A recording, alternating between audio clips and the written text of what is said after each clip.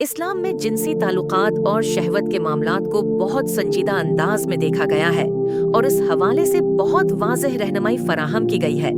इस बारे में इस्लामी तालीमात में जो बात सामने आती है वो इंसान की फितरत और उसकी अखलाकी हुदूद की हिफाजत पर जोर देती है। इस्लामी नज़र से शहवत और जिनसी ख्वाहिशात।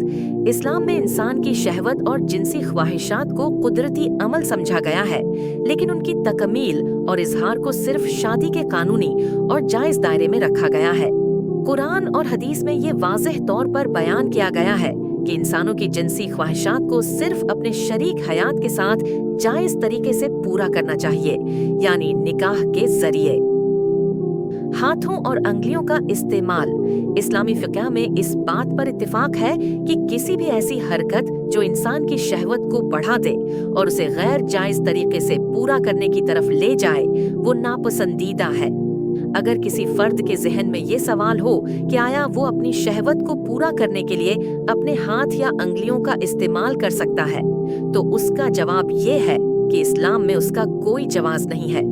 ये अमल खुद लज्जत के लिए या जिनसी ख्वाहिशात को पूरा करने के लिए करना न सिर्फ अखलाकी तौर पर गलत समझा जाता है, बल्कि उसके जरिए इंसान अपनी हुदूद से तजावुज़ करता है।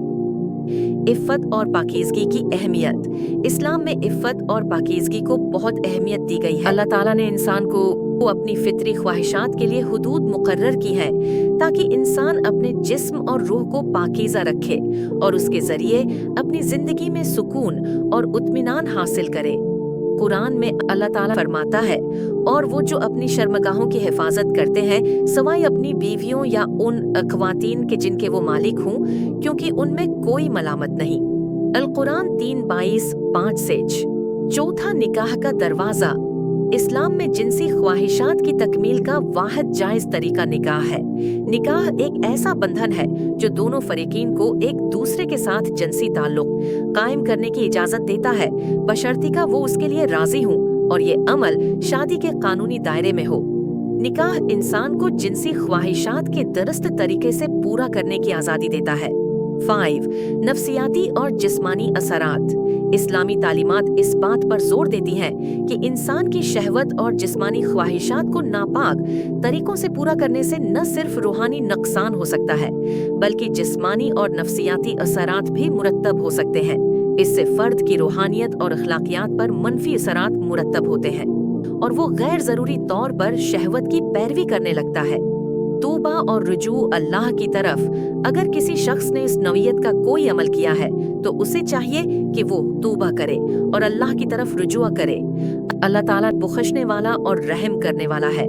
तौबा करने का अमल फर्द को गुनाह से पाक करता है और उसका दिल अल्लाह की रिज़ा की तरफ माइल हो जाता है। नतीजा, इस्लाम में शहवत को काबू में रखना, पाकीज़गी की अहमियत और उसके लिए जायज़ तरीके अख्तियार करना ज़रूरी है।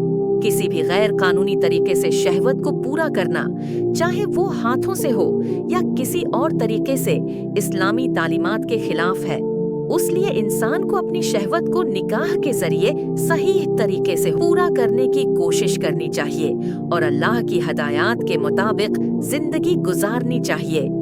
अगर आपको इस मौजू पर मजीद सवालात हैं या वजाहत की जरूरत हो तो आप बला झिझक पूछ सकते हैं।